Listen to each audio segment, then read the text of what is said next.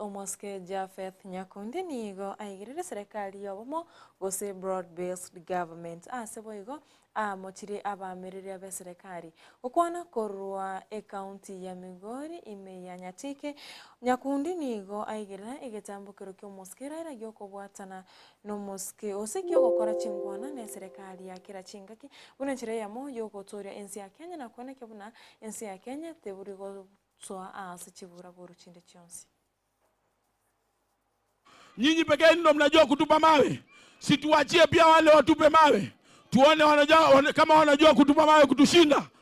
Sisi tutahakikisha ya kwamba tumeshirikiana na serikali. Na wacha niwaambie leo.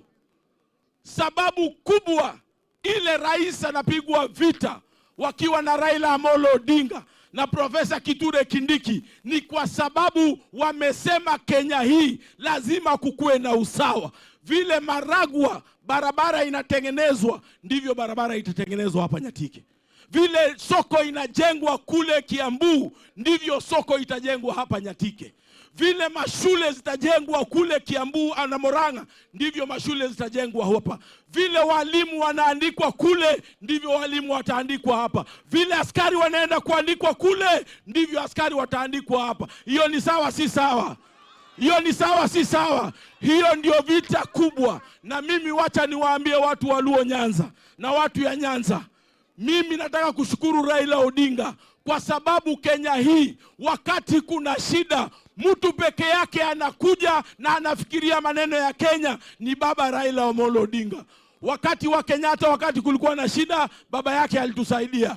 Wakati wa Moi kulikuwa na shida Raila Amolo Odinga alitusaidia.